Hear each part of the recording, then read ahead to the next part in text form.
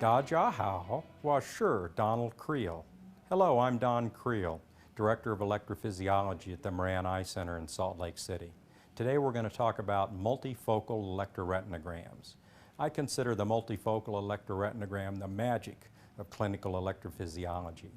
Eric Sutter adapted the mathematical sequences called binary M sequences so that one can isolate from a single electrical signal an electroretinogram approximation from each square millimeter of the retina.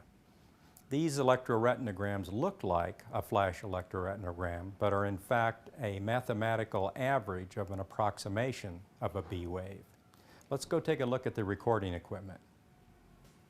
When selecting a room for electrophysiological recording, choose a room with little electrical interference. Do not choose a room adjacent to a source of high voltage interference such as an elevator, high amperage autoclave, or centrifuges.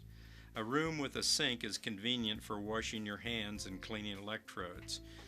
An internet connection is good to have so you can share data, and the manufacturer of your system can download software updates and access your computer to help solve problems. Be compulsive about the organization of your room. Keep your dilating drops, balanced salt solution in same location so they are easily accessible. Be compulsive about your recording procedures. Use the same room lighting. Place every patient in the same location. The Moran Eye Center system is Eric Sutter's Vera system manufactured by EDI. The Vera system uses a microdisplay to display the stimulus pattern. Most multifocal ERG systems display their stimuli on a video display with the subject viewing at a distance of a half meter or less. Most stimulus displays use a pattern similar to this. The fixation image varies between manufacturers. The Vera system allows one to choose any size X, circle, or Maltese cross. These shapes can be adjusted to any font and pen size from as small as several millimeters to the full width of the stimulus field.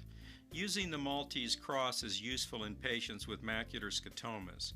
You can adjust the size and width of the tails of the Maltese cross so the patient can estimate the center and hold that fixation point.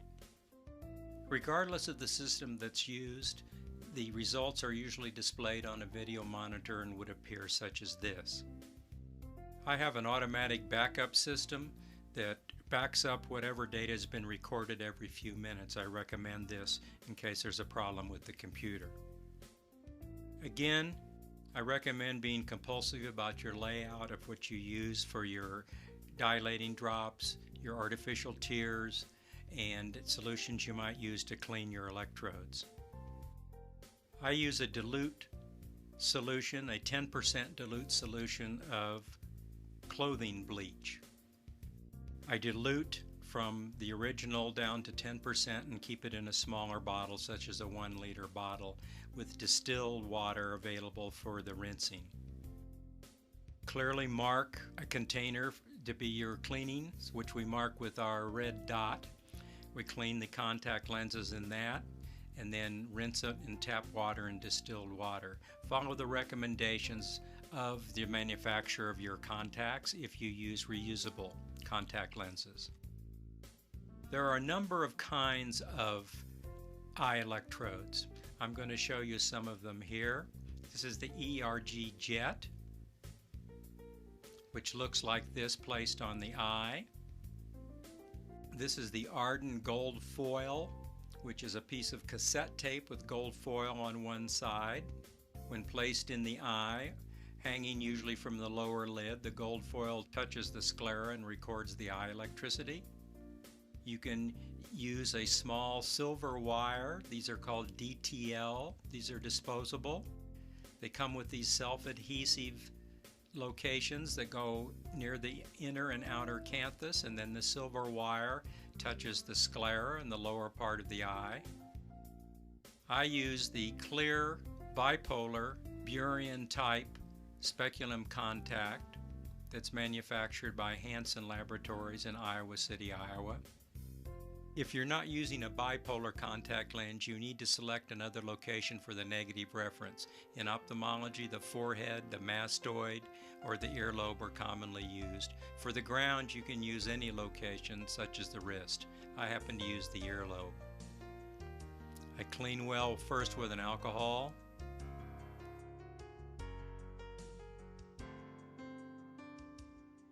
Then I clean with a commercial cleaner that's sold as an EEG preparation paste. The better your connections, the better your data. I'm going to go through the main procedure of hooking up a patient for a multifocal electroretinogram. I numb the eye with several drops of a topical anesthetic. We use proparacaine.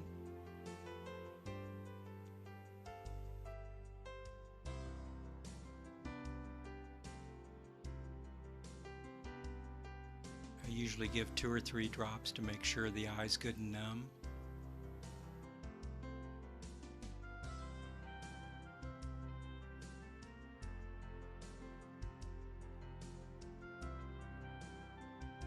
You want to avoid moving the contact across the cornea, so I ask the patient to look down, place the contact high up on the sclera, and then close the contact straight down so it doesn't abrade the cornea. In my testing situation, I then use head cups to secure the head, to make the head as stable as possible. Asking the patient if they're comfortable, and then line up the micro display.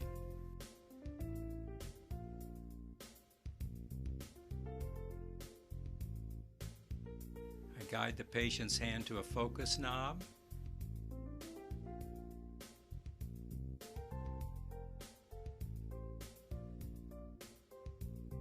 On the Vera system, you can then see the eye displayed. You can see the pattern falling on the pupil.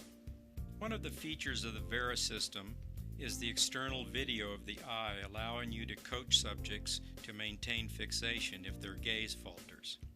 You can also switch to the fundus view, enabling the projection of a pattern onto the retina in animal models or anesthetized patients. I want to re-emphasize the procedures used to connect a patient and putting the contact lens in. Clean very well whatever locations you're going to use, either for your negative reference or for your ground.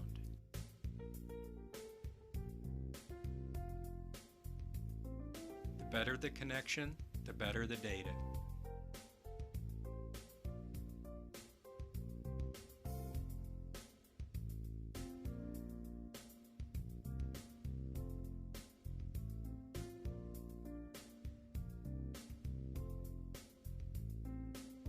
Again, numb the eye with several drops of a topical anesthetic such as proparacaine. The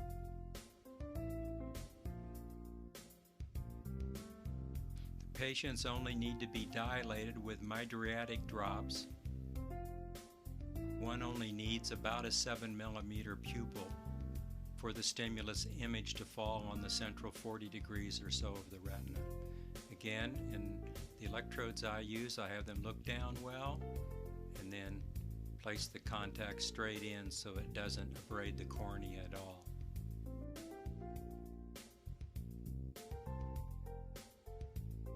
To secure its placement on the eye, I line up the center of the pupil with the center of the contact lens and put a small piece of tape on the cheek to hold its position,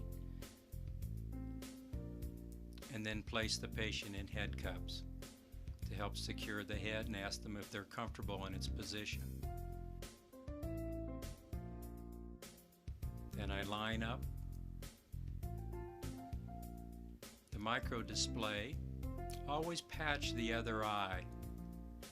Some people have such a dominant eye that even though you're asking them to look at the pattern with one eye, they won't look directly at it. if you leave the dominant eye open.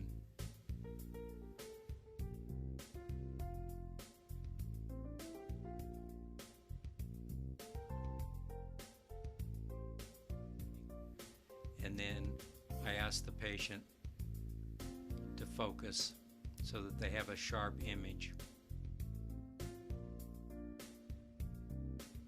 Ask the patient just to attend to their fixation point. And this is what it looks like during a recording. You can see the pattern moving on the cornea.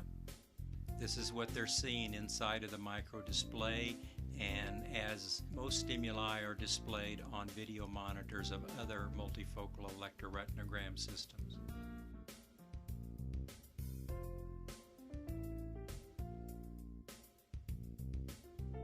It's important that the patient maintains fixation.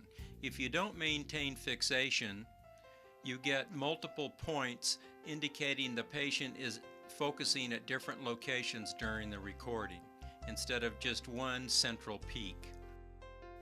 One of the many applications of the multifocal electroretinogram is to track the progression of macular degeneration. This patient shows the beginnings of macular degeneration in one eye. You can see the reduced ERGs in the central portion of this eye. The color display would look like this, comparing that to normal individuals below. Another application of the multifocal electroretinogram is to detect and follow the progression of patients that are taking medications that can be toxic to the eye, such as chloroquine or Plaquenil. These individuals, if the medication is toxic, can produce ring scotomas, usually between 5 and 10 degrees from the fovea. This is the display of an individual with significant retinal toxicity from Plaquenil.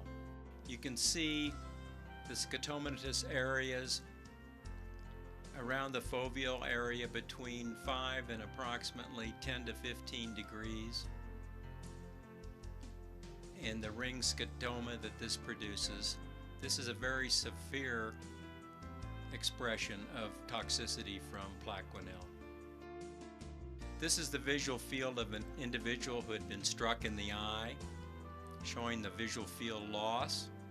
This shows the multifocal electroretinograms, which are attenuated in the similar area as the visual field loss. And this is the color representation of the field loss. You had central sparing with scotomatous area beginning approximately 5 degrees from the fovea and extending to about 9 o'clock in his visual field. Traditionally, with multifocal electroretinograms, people mainly looked at what you might call the B wave amplitude. It's important to also look at the implicit times. Diseases vary whether the implicit times are affected in addition to amplitude attenuation. This is a patient with birdshot chorioretinopathy. These individuals can have any stage of retinal degeneration, but in the early stages, characteristically, they just have slowing of the implicit times, especially of their cone physiology. This displays slowing of implicit times beyond 2 or 3 standard deviations. You should look at implicit times in all patients. This figure shows the multifocal electroretinograms of a patient with big blind spot syndrome. You can see the depressed area around the normal blind spot greatly enlarged. This shows the color transformation of the amplitude in the area of the big blind spot syndrome. This shows the implicit times of a big blind spot syndrome patient transformed into a color scale. The white areas show slowing of 5 standard deviations.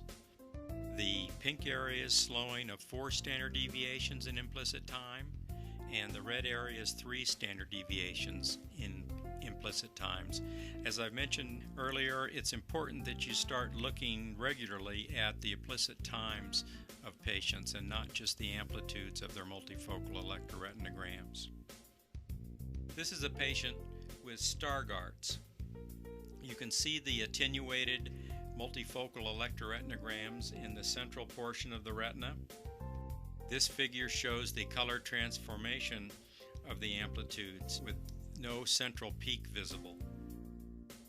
In summary, I encourage those recording multifocal electroretinograms to broaden their horizons and apply new protocols and analyses. The multifocal electroretinogram is not just the one analysis used by most, which represents the mathematical approximation of B-wave amplitudes. Look at other analyses, especially implicit times. Apply different protocols appropriate for each patient. Ask if there are other protocols specifically designed for different patient populations. Multifocal electroretinograms comprise a system of many possible protocols and analyses.